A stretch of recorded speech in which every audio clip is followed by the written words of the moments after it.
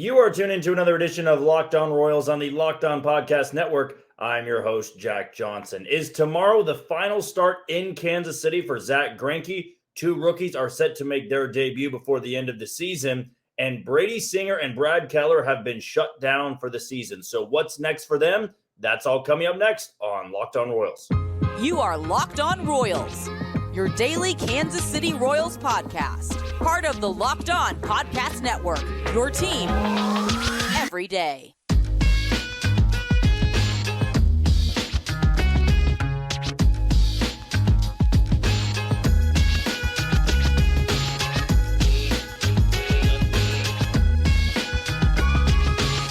We appreciate you for tuning in to another edition of Locked On Royals on the Locked On Podcast Network. Again, I am your host, Jack Johnson. You can follow me on Twitter at JohnnyJ_15. That's at JOHNYJ_15. And be sure to find all of our podcasting episodes on wherever you get your podcasts. That can be Spotify, that can be Apple Podcasts, Amazon Music, Google Podcasts, and on YouTube. We are one subscriber away from 500, which was our goal before the end of the season. So why don't you be the 500th subscriber so we can celebrate it before the end of the season? If this is your first episode ever tuning in to Locked On Royals, of course, welcome in.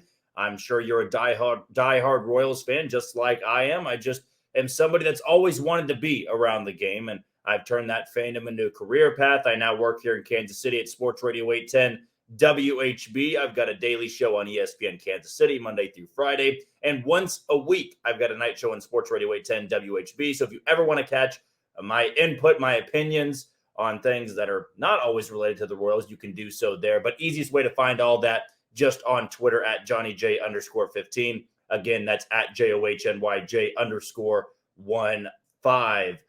Our show today is brought to you by Jase Medical. We'll have more on them coming up in about 20 minutes or so, but they are one of our proud sponsors of this show, so we want to give them as much love as we can. Speaking of giving somebody a lot of love, I feel like this is Kansas City's last time to give Zack Greinke love in Kansas City, and that would be tomorrow afternoon. The Royals will wrap up their 3-game set with Cleveland at 1:10 tomorrow. And if the rotation stays as is, Zack Greinke will get the chance to start tomorrow. And if that rotation holds, of course, we're going to talk about the two rookies that just got called up to Kansas City and two pitchers that are going to be shelved for the year. But if this rotation holds, Zack Greinke will only make 2 more starts the rest of the year, and only one of them will be at Kauffman Stadium. So if you're contemplating, if you're wondering if you should go out to Kauffman Stadium tomorrow, there would be some incentive. I understand it's been a bad year for Zack Greinke. It's been a bad year for the Royals in general. But if you do get the chance to go out to the game tomorrow, maybe just keep in your mind, keep in your heart for what Zack Greinke once was. This has not been the way that Zack wanted to go out. This is not the way that Kansas City wanted Zack to go out. But at the end of the day, the reality is Zack just can't pitch in the bigs anymore. He's far past his prime. Father Time has eventually, or it has, let's not say eventually, it has caught up to him. You know, the stuff is no longer there. He's barely even sitting 88, 89. The swing and miss is far from there anymore. You know, and teams are just teeing him up. And his last start at home against Houston, he only got through 2 innings, and he was sweating through it. I mean, you can tell that he is running on fumes at this point. And maybe it's not the best move to start him tomorrow, but if the Royals do start him, maybe you only let him go 2 or 3 innings. Because you can tell right now this is a 40-year-old pitcher that is very much looking 40 years old. So again, you're contemplating going to the game tomorrow. There's your incentive. This could be your last chance in your life to see Zack Greinke pitch in a Royals uniform at Kauffman Stadium. Maybe you're not that type of fan. Maybe you're not the person to get too emotional about it. I, for one, though, have always cherished Zack Greinke. Zack Greinke truly was the first pitcher I ever fell in love with watching. I think I said this on the podcast a couple days back. When I was little, when I was younger, I mimicked everything off of Zack Greinke. Zack Greinke was that type of pitcher I wanted to be like. I think a lot of kids in Kansas City or in the Kansas City area wanted to be Zack Greinke. I mean, you wanted to wear 23 because of him. And I think that's really special when you have a player have that type of impact and not really be the player you'd expect to have an impact on you.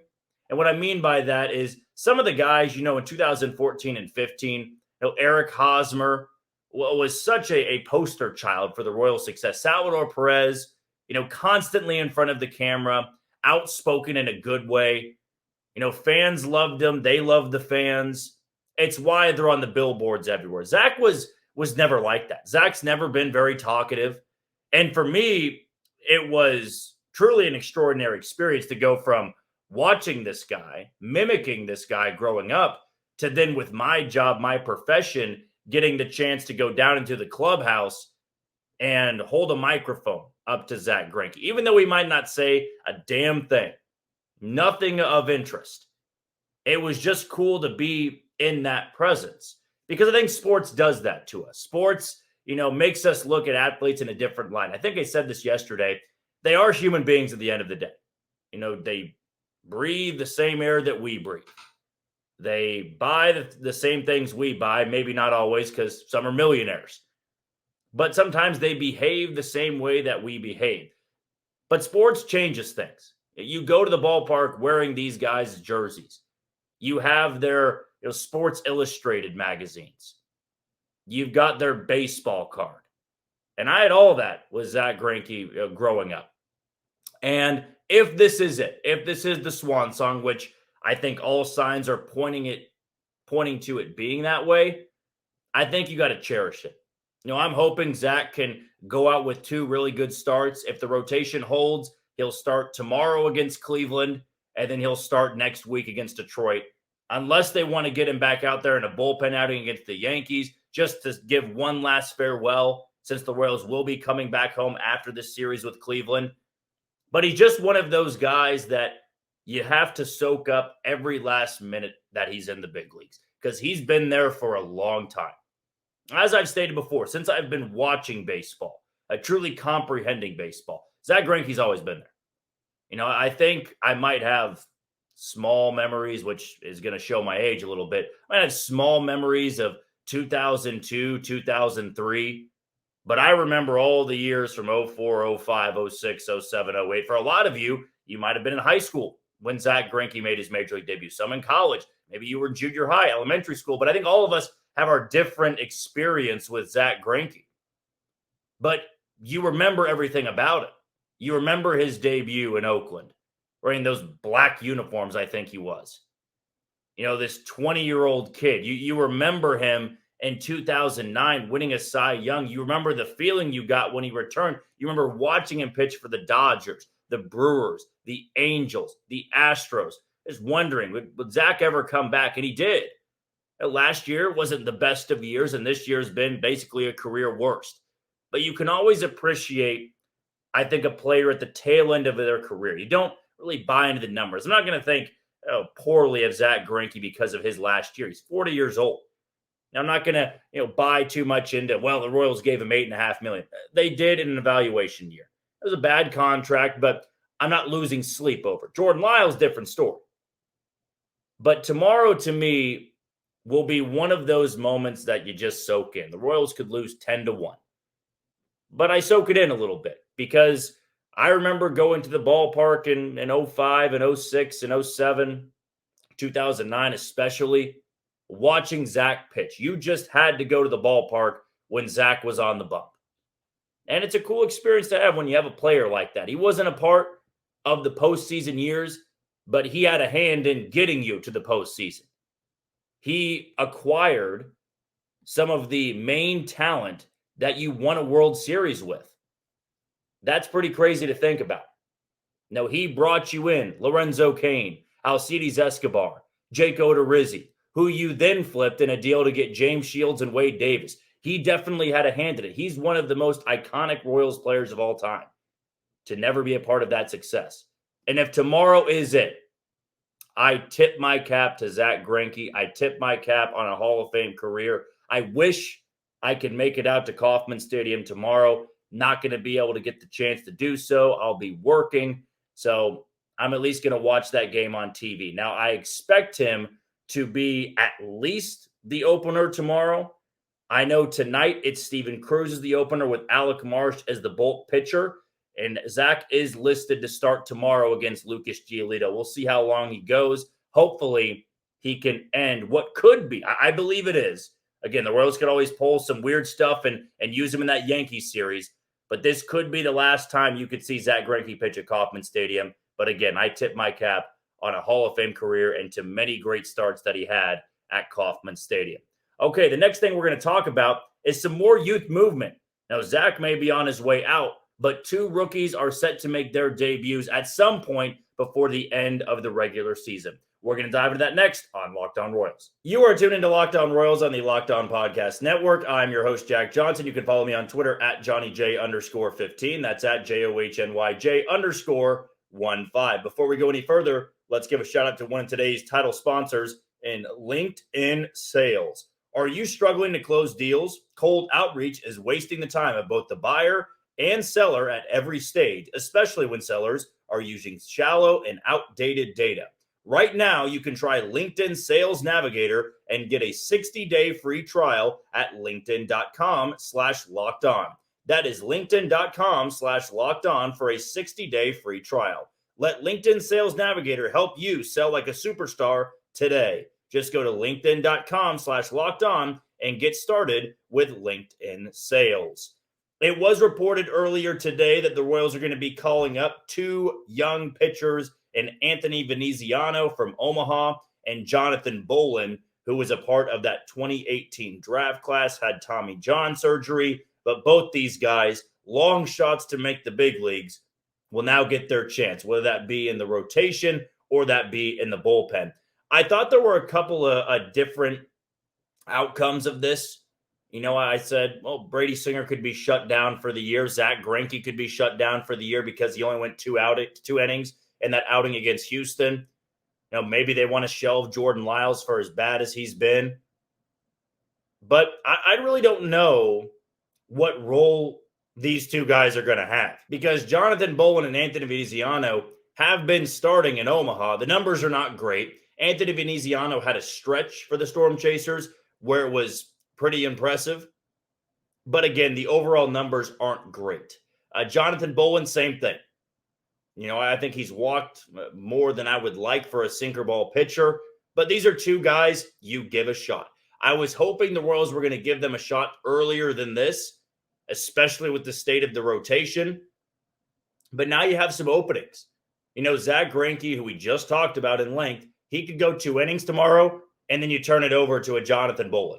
Now, Anthony Veneziano just pitched on Friday, so it might be a long shot for him to throw on Wednesday. He could, maybe a couple innings of relief, but you could also hand it over to Jonathan Bolin. I'm not sure the last time Bolin went out to start. Might need some help from the commenters on Twitter or the commenters on YouTube. But I think one of these guys are going to get their chance tomorrow, because Alec Marsh is going to be the bulk guy tonight with Steven Cruz on the bump. So that makes me think they're going to save one of these rookies to start either tomorrow, or not start, come out as in bulk relief, or they could start over the weekend. And if they start over the weekend, talk about a tall task and going to Minute Maid Park, a bandbox of a ballpark, and trying to go up against that Houston lineup. But I think the way the rotation is setting up at this point, you have Greinke going on Wednesday. Then you're going to turn it over to Cole Reagans, I believe, on Friday. I think that would be the right matchup there. So you'll go Cole Reagans on Friday. You'll have Jordan Lyles on Saturday. It probably will be the next time Brady Singer's start is up in the rotation, because now that he's been shelved for the year, we're going to talk about that here shortly. Now that he's been shelved, you can give one of these guys those spots. Maybe you give it to Anthony Veneziano because he's had a longer stretch in AAA of some pretty good outings. And then you use Jonathan Bolin as a reliever. You like the sinker baller, but you also could maybe want another lefty coming out of the bullpen. One of those guys is going to make a start in Brady Singer's place. As for the other, maybe you can use him as the bulk pitcher for Greinke in his final 2 starts of the year. But good for them. I just think that these guys were very deserving. These guys were I think, more deserving a month or two ago. Now, I will say this. The bullpen has gotten a little bit stronger. Some of the younger guys have pitched well. Jackson Kowar, James MacArthur, Angel Serpa, Colin Snyder. Those guys have all deserved a spot in the bullpen in September for the way they've been pitching. But in the rotation, I think there were some opportunities missed. I really was not sure why Brad Keller got the call back to Kansas City. That to me just made no sense. I felt like you could have used that spot for Jonathan Bowen. He was on the 40-man roster. You could have used it with Anthony Veneziano, but the Royals have their reasons. They've got their reasons, and they're not always reasons I quite understand. I mean, Brad Keller, who we're going to talk about here shortly, I don't think ever looked healthy and coming back to Kansas City. But now these guys are going to get their shot. As I mentioned, the numbers are not great. I don't think they're going to wow you. But in seasons like this, you give opportunities to guys like this. Jonathan Bowen's going to be 27 this offseason. Not really a prospect. But you're hoping he can show you a little bit of something. I've been surprised by what the bullpen has showed me over the last month or so. Jackson Kowar might have pitched his way into the 2024 bullpen. James MacArthur might have pitched his way into the 2024 bullpen. Maybe these guys can do so. I mean, Austin Cox was probably a lock for the 2024 bullpen before he wrecked his knee in Toronto. So now it's a continuation tryout. Who's next? Who's the next man up? Who's going to get that shot? I'm at least excited to see what happens. Now, I'm hoping that one of these guys can have their start pushed to Detroit and you go with a bullpen day, because I just feel like that's a little bit unfair to make one of these guys go and start at Minute Maid Park. I'd much rather them go pitch in a pitcher's ballpark like Comerica, at least to center field, right center, and left center, not so much to dead right field and dead left field. But if you're going to start Veneziano, maybe push him back to Comerica. I think Brady Singer's start is going to be right there in place for Sunday. Am I right on that?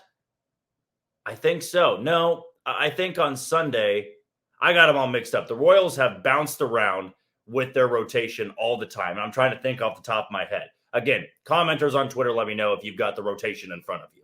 But I would hope to see one of these guys make their debut against Detroit and not against Houston. Now, maybe you want to test them in a big way like this. If you've really been waiting for Anthony Veneziano to get his debut, to really prove himself, man, going out there and shoving against Houston would be quite a feat. But I still think the way you want to ease a guy into it, give him more of a pitcher's ballpark and a lesser lineup. I mean, Detroit's got one of the worst lineups in all of baseball. I think that would be an easier way to get those guys accustomed to big league lineups. The numbers don't wow me, and that's kind of been the problem all year long. The Royals have not had a minor league pitcher, at least close to the big leagues, shine in the way where he's pounding on the door. Just get him into the rotation. Haven't had a guy like that yet. Like I said, Veneziano has his moments. Jonathan Bowen never really had his moments. He just stayed healthy, and you want to give that guy a chance. Austin Cox did not have the numbers. Alec Marsh did not have the numbers. Now, surprisingly, it's translated to a lot of swing and miss at the big league level. Excited to see what he does tonight against this Cleveland lineup. But for these other guys, these 2018, 2019 picks, they weren't shoving in AA. They weren't shoving in AAA. And that could be concerning, but also it's no harm, no foul here. You just want to see what some of these guys have. And I'm pumped to see what Veneziano and Bowen have before the end of the 2023 regular season. The last thing we're going to talk about are the two guys that those rookies will be replacing.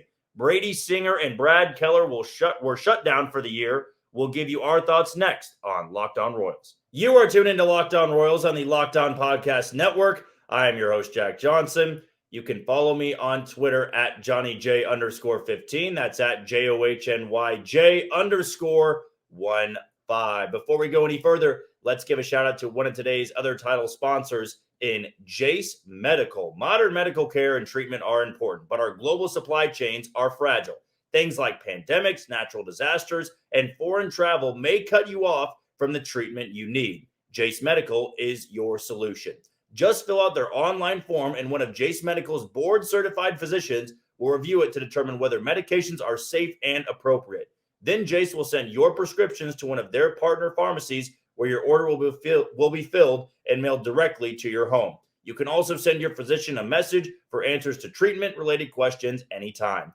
Everyone should be empowered to care for themselves and their loved ones during the unexpected. That's why Jase Medical offers the Jase case. Save more than $360 by getting these life-saving antibiotics with Jase Medical Plus, an additional $20 off by using code LOCKEDON at checkout on jasemedical.com. That's JASE Medical.com.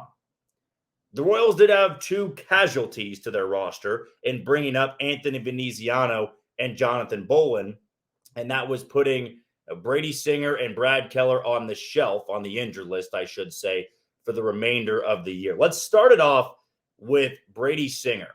This felt like a long time coming. You know, after that start in which he took a no-hitter deep into that game against Seattle at home, the Dairon Blanco walk-off bunt hit, we all remember that game. That was the last time that Brady Singer looked good. And I'm going to be as blunt as that. The velo dipped after that. He never really found his footing again. I don't want to go as far to say look disinterested on the mound, but you could tell something was off. Maybe it was the fatigue from the season, pitching in a lot of meaningless games. I don't really want to use that as an excuse because you're in the big leagues. You know, you're pitching every 5 days for a Major League Baseball team. Not everybody gets that chance. And a lot of us, I've said this before, I think I don't want to say it perfect. I'm not trying to pump myself up here. There is a love-hate relationship with Brady Singer. And I think the love part of it showed a lot last year. I mean, we were all saying that's a number one right there. And the stuff he was showing, the two seams sync when it's 95, 96 with the slider. Forget about the changeup.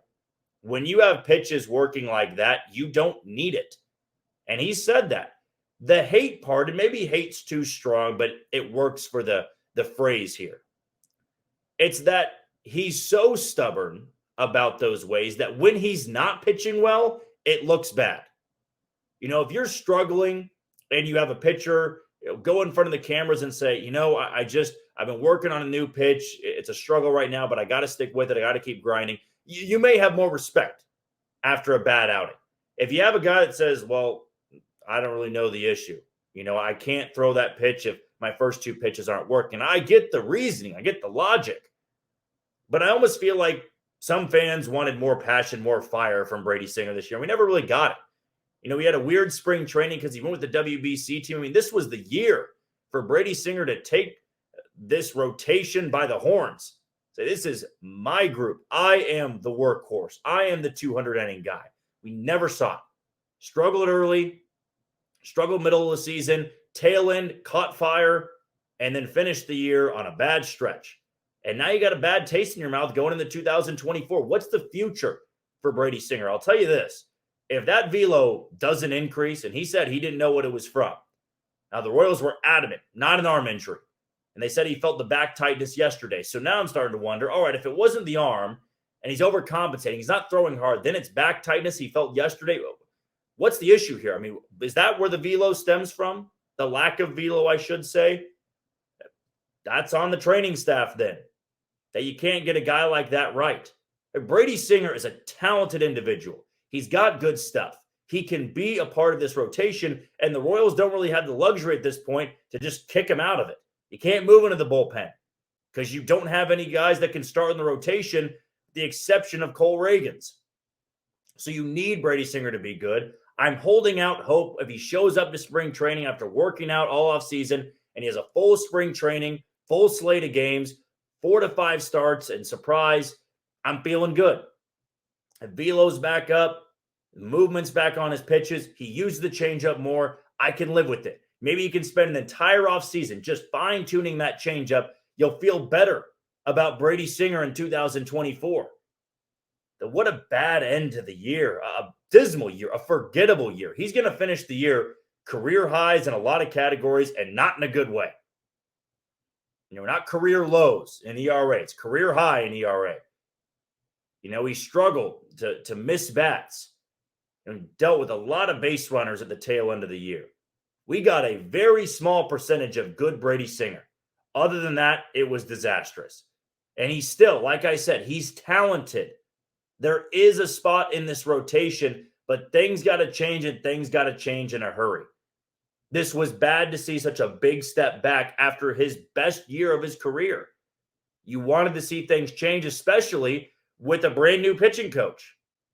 You wanted Brian Sweeney and Zach Bove to elevate him, and it just didn't happen. And he got shelved with arm fatigue, comes back, wasn't very good, and velo's down, then it's back tightness, and now he's done for the year. I guess just wash this out, come back for surprise, and surprise everybody, I should say, with a much better version of yourself. The other guy that got shut down for the year, I do honestly feel for, because there is a chance that he's not on a big league roster next year, and that's Brad Keller. What happened to Brad Keller, we may never know. I know that he was working with new pitches, and I really had a lot of respect for Brad Keller at the beginning of the year. He was really buying into working on that new pitch. I think the slurve was his new pitch. But from the get-go, his first start against Minnesota to begin the year, command was off. I mean, he never had good command all year long. And that was one thing that always made Brad Keller great. He could get into the 6th and 7th inning at like 75, 77 pitches. This year, something happened. I think more than anything, it's mental. I mean, they're saying that the same symptoms that put him on the IL way back in May, they flared back up again. I'd like to buy into it, but I think it's just good to get him away from the game right now. A hard reset. I don't think he's back in a Royals uniform. I don't think there's a need to put Brad Keller back in a Royals uniform, but I still hope the best for him. I hope he can land on his feet and not end his career like this, because he had a very young and promising career, and he was fast-tracked to the big leagues. He was a Rule 5 pick out of Arizona system. He was in Double-A Jacksonville. Or Double-A Jackson. I can't remember which one Arizona has. But he gets this chance to come to Kansas City in a rebuild and be a part of the back end of the bullpen, and then he's in the rotation, then he's an opening day starter, and it all came crashing down at the end. And I don't know if it really was, arm problems, shoulder problems, elbow problems, just couldn't find the grip on the ball anymore, or if it's all mental. Because for some reason, the Royals gave him another chance in Kansas City, and it seems kind of foolish because now he's off the roster a week later. Why put him back out there when maybe he was never healthy to begin with? If the symptoms flare back up, I mean, this was a guy that got put on the injured list back in May. You're telling me those same symptoms flared back up? What is that now? 4 months later? That's problematic. That means that they were flaring up a little bit before he got to Kansas City. Now, this could be the phantom IL stint that I've referenced before. You just say, all right, let's just blame it on something and put you on the IL for the year. Your season's done. I hope the best for Brad Keller, but gosh, along with Brady Singer, what a disastrous 2023. Two guys that were in your rotation, and maybe two guys you believed in the most. Think about that. I mean, the Royals had Brady Singer and Brad Keller going into the year, and you might have had more hope for them than Greinke, than Lyles, than Lynch, than Bubic. That's crazy. And these two guys are now, in a lot of people's minds, just out of the picture. Just put them on the injured list. Come back next year. Bad 2023s, but I think at least for Singer, you can right those wrongs. He's talented. He can fix this, but it's going to take a lot of work. For Brad Keller, I think his time in a Royals uniform is done. I'm really hoping he lands on his feet somewhere else. That's going to do it for another edition of Locked On Royals on the Locked On Podcast Network. I've been your host, Jack Johnson. You can always follow me on Twitter at JohnnyJ_15. That's at JOHNYJ_15. Tomorrow, we are going to dive into more of this opener role. Might recap the game tonight, preview the matchup for Zack Greinke tomorrow, and then maybe what we can think about this bullpen and some of the younger guys in this lineup. A lot of a youth movement coming in. How much do we need to expect from them before this season concludes? That'll all be coming up tomorrow, but until then, you take it easy, Kansas City.